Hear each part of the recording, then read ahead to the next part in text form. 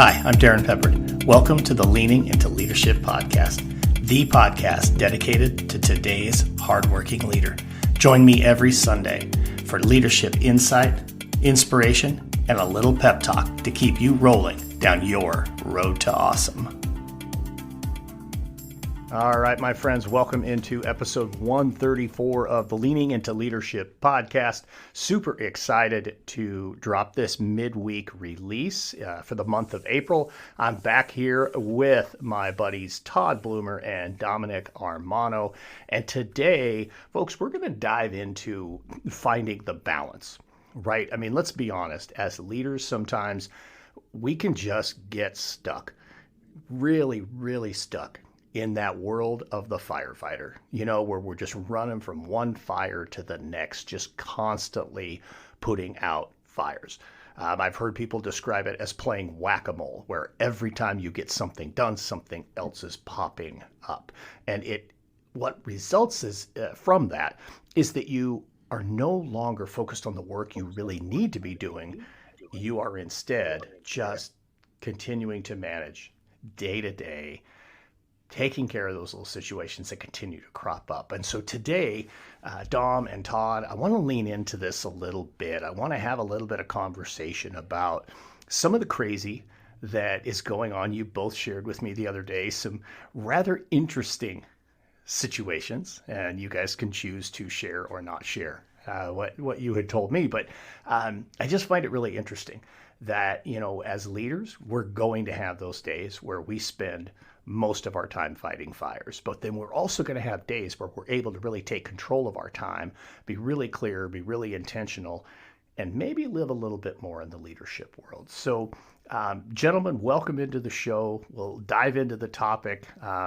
Maybe just a quick around the horn. Just let us know what's going on and say hello. Todd, I'm going to go to you first. Greetings from San Antonio, Texas. Excited to see you guys midweek. Excited to get together. It's always a highlight of my day. I can't believe how fast the year is going. I tell kids all the time that when I was a student, it didn't seem like time moved at all. And now we're already in mid-April. In San Antonio and Texas, we'll be out in a little over a month. We're already getting ready to do graduation. We're already starting to, send out information for graduation to parents and meetings with kids. We just had our prom. We have our senior awards coming up on Monday. Just a lot of the fun activities that go with high school are really starting to kick off now, really the bucket fillers. And then really, to be honest with you guys, as you know my story, I was a middle school principal for 4 years before I've been here. So I've been at Churchill High School for 5 years. So some of these families I've had for 7 years. And that makes it really special to see the end of the end of the K-12 journey before they're going off.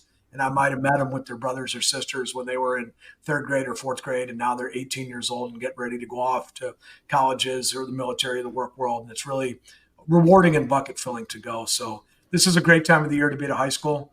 And it's really one of those things that you cherish each moment with them. And the kids are excited and nervous at the same time. And it brings a great energy to a high school campus in mid-April. Yeah, absolutely. Well, that's awesome. Let's see. How do I top that? Dominic here, coming to you live from the Armano Kid Kitchen. That's right. I'm in the playroom. Right now, we're undergoing construction, so I don't have an office. So those that are watching on YouTube, you do see a children's kitchen behind me. It's kind of crazy how I listen to Todd talk about how he's wrapping up his year because we're not even in our spring break yet. And again, I just find that really fascinating, I guess, just the difference between where you are and where I am up in New York. We had state testing today for the grades 3 through 5 ELA exam for the state. And we're about a week away from spring break. And, as those of you know, I'm wrapping up my first year where I am in my new district out on Long Island. And just really, again, grateful and fortunate and thankful to have had the opportunity to work there. I love it so much so far. And I can't believe we're already starting to talk about next year. So, we'll go from there. Yeah, and I'm just amazing. I just want to apologize now. Like every time I look at myself, I see this play kitchen behind me, and I may or may not laugh just randomly. So just gonna throw that Well, out there now. it's just further evidence that we are running a little bit of a lower budget production here. We're not putting a whole lot of money into the backdrops, but hey, I mean that's you do with what you've got to do, and so you're showing off your kids' play kitchen. I mean, I think that's pretty wonderful. So there you go. I mean, at least your kids have the play kitchen, right? That's a good thing. So Yeah. so let's kind of dive into this a little bit. I I certainly had those days where you get to work and you blink your eyes and it's 4:25 and you're like, what happened to the day? Like, I don't even know what I did today because just like seven things come flying at you. And let's set aside the big crisis, right? Because, when you have the big crisis, that isn't firefighting. I mean, it is, but that's taking leadership to another level. But I'm just talking like those day-to-day brush fires that just start cropping up. You got these three teachers need this, and a couple kids need this, and then you have this, and then you have that, and man, before you know it, the day has just come off the rails. So you both, like I said, you both shared with me that your days were rather entertaining a couple of days ago when we were texting about putting together this particular episode. What are the things right now that derail you? I mean, how do you categorize that? And I'll say one more thing and then I'll be quiet for a second. I was keynoting an event today, and one of the pieces that I shared with this group of leaders, the Nebraska Council for School Business Officers, I just asked them a question and did a simple, hey, turn and talk, one word. What is something that steals your time? And man, they started laughing right away. They're like, man, what steals our time? What doesn't steal our time? So you guys decide who goes first on this. Just jump in. Let's talk about this. What's stealing your time? What derails your day? Dominic, your earthquake, I think, takes cake. Let's go. So, all right. So, I mean, it's hard for me to categorize like the small little brush fires versus the big fires because we kind of almost had a fire this past week before the earthquake. So these are just some of the things that have been taking, I guess, time away from, I don't know, the bigger picture, however you want to say it. But we had, unfortunately, there was a house in the neighborhood, the block that was just right next to my school that did catch fire, which brought an intense smell of smoke into the building to the point where I didn't know if the actual building was on fire or if it was coming from the outside. So again, that was one thing where, trying to wrap up observations, but, when all of a sudden you're like, wait, what is that? And it's funny because I'd be lying if I said this is the first time something like this happened to me, right? So you do spring into like this different type of mode, right? So, I guess back in science class, they talk about, the fight or flight, right, situation, right? But, in that situation, because you're a leader and because you have, you're kind of guaranteeing the safety of everyone in the building, you do go into like a fight type of mode. So there was that. And then the day after that, so literally I think this was like Tuesday. And then Wednesday, I'm in my office again, trying to type observations. This is the second time now. I'm trying to get these observations in. And my monitors started to shake. And I felt like the ground moving. And I'm like, so I pick up the radio and I'm like to the custodian, I'm like, hey, what's going on? And he's like, I don't know. I'm like, is the building okay? He's like, I don't know. It's shaking. So that was the earthquake that kind of we felt where I am. And then there was a solar eclipse, which just so happened to fall right smack in the middle of my dismissal. So the peak of the eclipse in my area was 3:26. The children are walking to the buses at 3:26. My district is amazing. They bought eclipse sunglasses for all of the students and faculty and staff. We turned it into a learning experience, but we're talking about, again, I'm in elementary school, so pre-kindergarten, kindergarten, first grade, trying to get all of these little people, right, these little humans from the building to the buses without looking at the sun, without their glasses on. So those are just the small little things that take me away from doing my observations, but I'll get them done eventually. but also, in reflecting, right, and having conversations about some of the things that we do, it's the best part of the job. And I truly mean that, because one of the things that I love so much about our job, and this is education, not just being a principal, but just being an educator, a teacher, is that every single day is different, because we're dealing with so many different personalities and so many peoples, and so many things, um, that, you look back and you laugh about it and you smile about it. And, these are the stories that I love telling around, a kitchen table with my friends or my family and things like that. Um, but yeah, it's just, you just got to roll with it. But it is, like I said, some of the best stories I have, and the best part of the job. So, but that's where I'm at. Todd, what do you got? I don't think I can top that. We were in the eclipse also, but unfortunately, it was completely overcast. So we dismissed. Our period was about 1:35 till about 1:33 to like 1:36. So 2,400 kids we dismiss. We had glasses for everybody.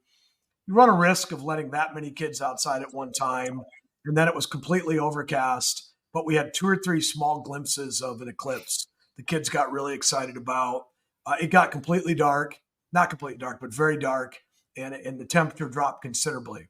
And it was probably 90 degrees in San Antonio. We're getting to the point where it's extremely. There's days where it's just very uncomfortable now, and so the cool part was the kids were all together. And so while I don't have the earthquake story, we got a moment that we can share that we were together. And we have a lot of kids that were taking pictures of each other in those glasses, taking pictures outside. So like we created this like special moment around the eclipse. And that was a part that I thought was really awesome. I was semi-nervous leading up to it because, like I said, letting 2,400 high school kids out at one point for about 25 minutes, because we wanted to give them before the eclipse, and then after. And so, but the kids were so well behaved. And so, Darrin, you asked that question, what's kind of keeping me, from doing everything that I do? Honestly speaking, it is right now everything outside of my office that I'm doing that is derailing me a little bit, but also helping so many people be successful. I position myself outside of my office in the main area of Churchill High School all throughout the day, the last 2-3 weeks. I figure if I'm out of the office, people can't get a hold of me in the office, but they can find me outside. And so I enjoy that right now because I like someone to come up to me and say, hey, I need some help. I need some assistance. And so I've kind of cleared my calendars Tuesday to Friday to just be out in the hallways and be visible, talking to kids and talking to teachers to be able to help them. So I've kind of taken the chaos at the end of the year and flipped it into a positive to say, I'm not going to be in my office unless I have to be. If you want to meet with me, we can meet on the red bench outside the old attendance office, or we can meet standing up outside of the old auditorium. And we can stand and we can have these discussions. It does two things. It makes the discussions a little shorter because you don't sit in the office and lean back and take your time. You're kind of standing, so you're going to get to the point of what you have. But then also kids know where I am, and I can be, I am, I don't know if what's the word is, but I'm a deterrent, hopefully, for kids to be able to leave campus, cut school, or if somebody needs to report me, they can find me outside. Because a kid will find you in the hallway. They might not necessarily go to your office. And so as I'm trying to look at my calendar, I'm trying to clear. Like today, 8th period, last period of the day, I wandered our main building the entire period. I wanted to get my steps in, but I also wanted to be a deterrent for kids at the end of the day. And I also wanted teachers to be able to see me.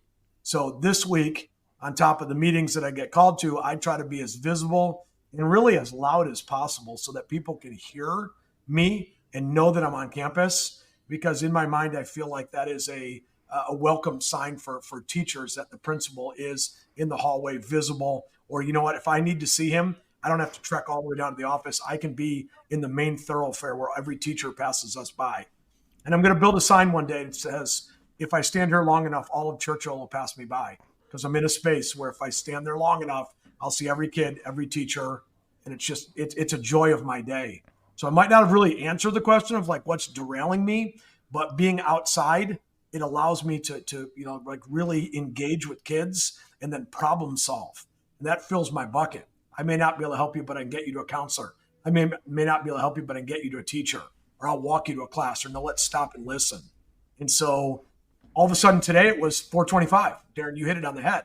And while if you look back on what I did, I can't really point to a lot of great things I did, but I can point back to numerous interactions and conversations with kids that I think were extremely valuable. Yeah. So, well, but I think you really hit something big there, Todd. And I wrote a blog about this a couple of weeks ago that, this is the time of year where more than probably any other time of the year, your visibility is just so important. It is so critical that your staff and your students, your parents, your bus drivers, your custodians, your folks working in the cafeteria, I mean, they need to see you. They need to see your two faces out and about in the building. And you need to be really intentional about that. And I like, Todd, how you're talking about that, just simply, clearing your calendar, and I would push folks to maybe even go one step further, clear the calendar, but then fill it back up with different blocks of where I'm going to be in the building or something like that, so that maybe you don't get pulled back away from that. Because, man, it's tough. It's tough this time of year, but the more you can be out, the more you can be available. I like that you described, being that deterrent. I mean, that's a really important piece, maybe cutting down on the likelihood that a kid makes a poor choice because they know Mr. Bloomer's hanging around somewhere. I think that in and of itself is really big. No questions about it. And I got to say this too, kudos to taking 2,400 kids out during the eclipse. I mean, you essentially took 2,400 high school kids out, decreased the amount of supervision, and then you dimmed the lights. So, I mean, come on, that's a pretty risky thing. I mean, it's risky enough, I think, Dom, with pre-K and K during an eclipse, walking them to the bus. I mean, I could see that in my mind's eye, and I was cringing. And then Todd starts dimming the lights with 2,400 high school kids, and I'm like, wow.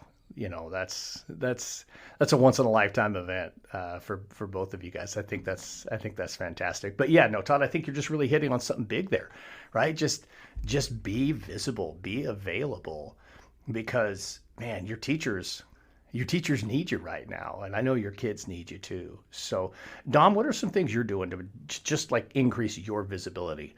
Other than having an eclipse and a fire and a No, I think, man, you hit the nail on the head. And, I've been doing that for years, where I take sections, and I honestly, I want to say I came up with this, but I might've read it in one of your books, Darrin, where I literally do block out times in my calendar where I am going places in the building, visits classrooms, go to cafeteria, go out to recess. Because again, kind of to Todd's point, those are the best parts of the day, right? I think the older I get, and I know that sounds silly because I have a lot more years to go, right? But the older I get and the more I mature in this position, I realize that I am the type of person that needs to be around the kids. I'm not the type of person that is in my office, typing on the computer, responding to emails, things like that. And there's a time for that too. I'm not saying that I never do that. That's part of the job, right? But, I have to be around the kids. So for a couple years now, I've been literally taking time in my calendar, and I'm saying, I'm going here at this time, I'm going here at this time. When I was in my old school, and the more I think about this, I think it was in one of your books. So I might even be quoting some of your pages, Darrin. So plug to Road to Awesome. If you haven't gotten it yet, it's on Amazon. But I tell my secretaries, this is precious time for me. If a teacher wants to meet with me, they know not to schedule it during that time. I did it in my old school, and I do it now. More so than ever in my current situation, because I needed to establish a relationship with my school community now as a new build leader. In my old school, I knew everyone. I was established. I was there for 15 years. I had siblings and cousins and family members and things like that. But I think it was very important this year that I was that presence in the hallway. The other thing I do too is I invite the teachers to invite me in. And I tell them when you're doing things with your classes, when, you're having just a fun lesson, I'm not going to come in with the clipboard and do the whole thing, but I just want to be there. I want to see it. And that also has been something that's been great. So in addition to my calendar, just the teachers knowing that they can invite me in because they want to share something with me. And it really is, it puts a smile on my face. I love, and I feel bad at the same time, but I love walking into like a kindergarten classroom and having all of these kids, Mr. Armano, Mr. Armano, and they come running up to give you a high five. Today, a girl almost fell off a chair to give me a high five because she couldn't get the headphones off of her ears so fast. I love it because it shows that I am a presence in the building, but then I feel so bad because I do sometimes have to take away from that instruction for a moment, but I do believe it's worth it. And I feel like the teachers appreciate it because I'm not a stranger, and they know that when I come in, it's more of me coming in to support and just be part of the learning community and, not for anything else. So Darrin, I give you credit for giving me that advice many years ago, and it does work, and it does keep me grounded in that respect. Yeah, well, there you go. Shameless plug for Road to Awesome, folks. You know what? Here's what we'll do. I will actually, if you don't have a copy, I will put in the show notes. I will put a link to go get that, and I'll put a code in there. You can get it. I'll even knock off a few bucks. We'll do it for $20, autographed, free shipping. I'll just drop. You're welcome, everyone. There you go, Dom. Yeah, throw in a little plug for Road to Awesome in there. Love it so much. That's good stuff right there. So I'm curious, Dom, we've talked about this a couple of times. We've kind of alluded to it. Back to the first episode that the three of us did together with some of the work you're doing now in your building. And we said we were going to loop back to you and check in and see how's the work going. What are some of those pieces? You were kind of working on that visioning and that mission work and that type of stuff. So I realize you just had an earthquake. So if you feel like you got to take a pass on giving us an update, we'll probably allow it. But I'm curious, what are you learning as a part of that work, both about your school and your community, but also what are you learning about yourself? I mean, so much. I said it all the time because like we officially, it's nice to say that we officially adopted and created like a mission and a vision for the school. And one of the things that I love so much about it was the fact that when I look at it, or really when everyone looks at it, but when I look at it, I see everyone and I hear everyone's voice. And the stakeholders feel the same way because I really did take their input from crafting this mission and this vision. And, what did I learn? It's funny, and I almost feel embarrassed to say this because you would think this is like Administrator 101, but one of the things that I learned is really, truly the importance of getting input from the community and the stakeholders about the school. And, often I look back on just my years as an assistant principal and then a principal in my old building. And I always tried to get input from the community.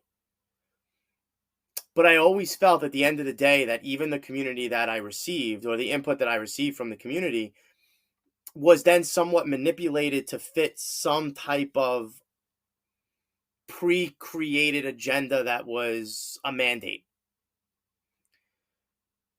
I think I truly understand the importance of kind of forgetting about what those mandates are and listening to what's actually happening. Being able or given the ability, and a huge credit to my current superintendent and the board and the district and the community, but having the ability to create something from scratch and then actually going to achieve that is amazing. Where, yes, there are standards and we're teaching to the standards, and I'm not saying we're not doing that. But when we look at the whole child and we look at the social emotional development of that, and we look at community partnerships and we look at parent engagement, and now we have like these set pillars that are kind of addressing those things and actually going for it. And every professional development that I get to create to address one of these areas that the people in the community helped create, it just makes it so meaningful. It really is hard to explain, but it's awesome, right? I think it's I don't want to say it's easy to create goals, because when this was first given to me as like one of my tasks, in my head I'm like, you got it, boss. Like, at front I'm like, you got it, boss. But then in my head I'm like, how am I going to do this? Um but now that I do it and now that it's done, it's just it really drives the work and it makes us closer. And I just had this conversation today with one of the teachers in my building, who just so happens to be the union rep for the teachers union. And she was saying, like, in 7 months, they feel that they really know who I am and we have a relationship. And it's a good one, because I think we're just doing the same thing. I'm helping them achieve what they ultimately want to achieve with their students. And it's just amazing, and it's just knowing that this is what's going to be driving my work again over the next, let's say, 2 or 3 years. Knowing that it's the voice of everyone kind of makes the job a little more meaningful.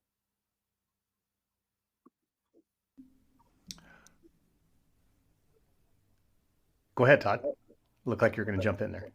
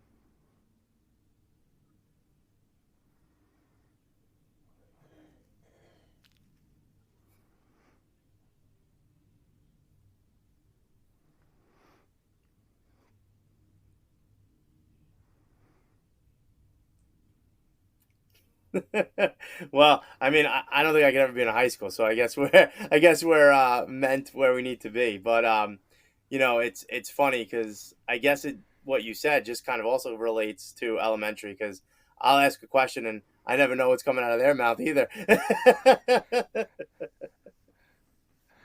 That's very true for completely different reasons, Yeah. but certainly very very true.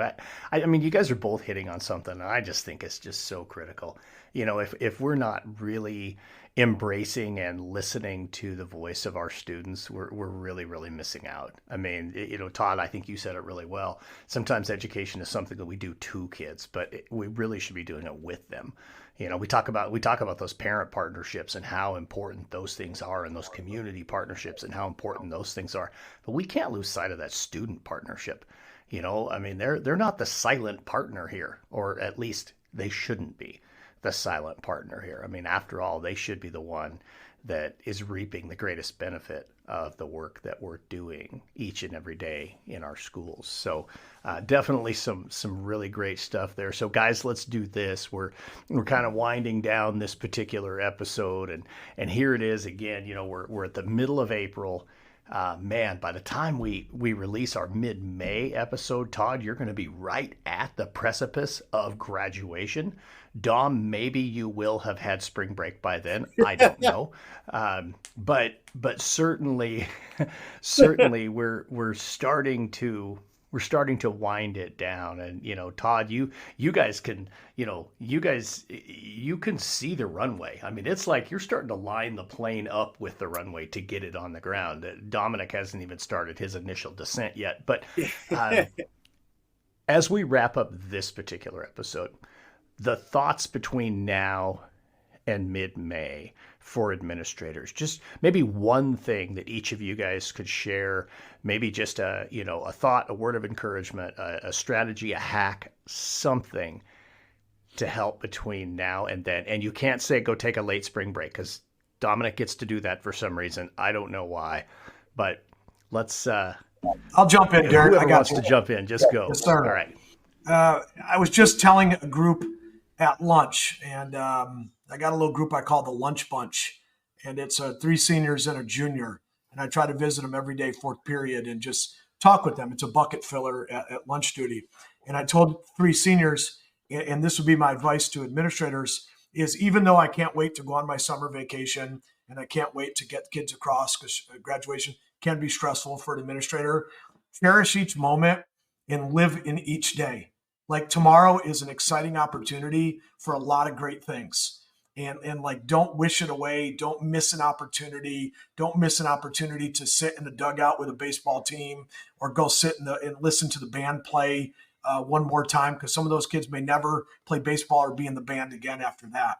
And so really I have to constantly remind myself that like I'm wrapping up a senior class that'll never be back at Churchill High School again. And I want to share in those memories with those kids. So be present in everything that you do.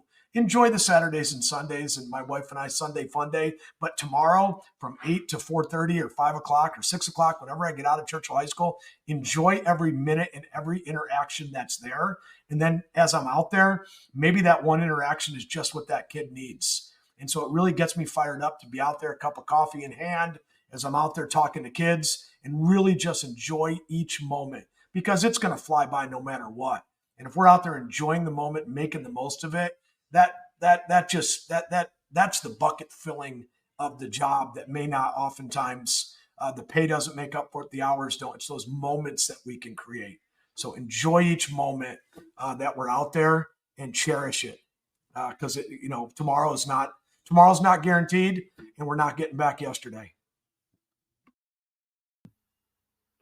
Wow. I mean, Todd, we are totally on the same page. This time of year is, I'm not going to take credit for this. My AP says it all the time where it's like we're teetering between this school year and next school year, right? So we're still trying to wrap up this school year, but our head's already at next school year, talking about scheduling, looking at staffing, which I have to rub in. I am able to hire a teacher for next year, and I have 800 resumes to go through. I poke.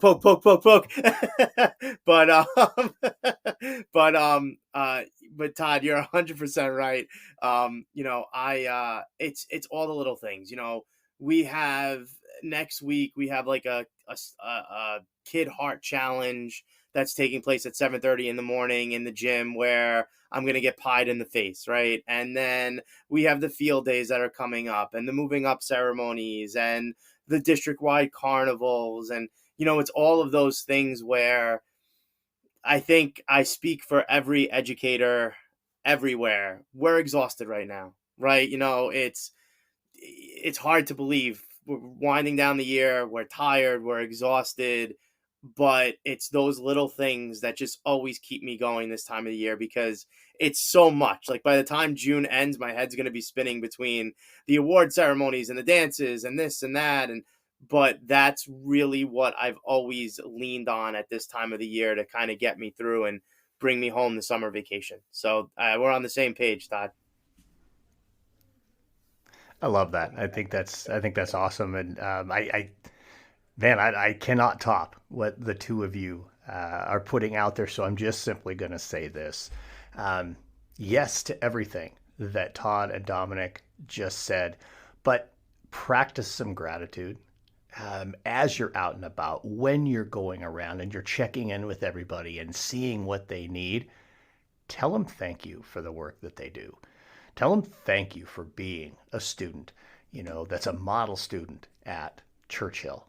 Tell them thank you for being a teacher. Tell them thank you for, being that person who's right there, helping, serve lunch, at your elementary in Sayville there, Dom. I mean, just say thank you. I think that's a really big thing. It's easy to forget about it. It's not November. We're not, counting our blessings at Thanksgiving right now. I'm just simply saying, tell the people that are out there doing the work, thank you. Let them know you appreciate them. You know that they're going to appreciate hearing it. So, folks, that's what we got for you with episode 134 of the Leaning Into Leadership podcast. As always, Dom, Todd, thank you so much for circling the wagons with me here once a month. I absolutely love this time with you guys. It's a bucket filler. It energizes me, and I know we're bringing a lot of value to the listeners of Leaning Into Leadership. So thank you both. Thank you. Thank you, guys.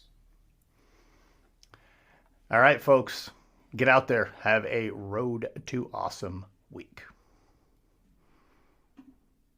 This podcast is a proud member of the Teach Better Podcast Network. Better today, better tomorrow, and the podcast to get you there. Explore more podcasts at www.teachbetterpodcastnetwork.com. Now let's get on to the episode. Thank you for listening to the Leaning Into Leadership podcast, brought to you by Road to Awesome. Don't forget, click subscribe, give a review, and share this with somebody who might also enjoy leaning into leadership.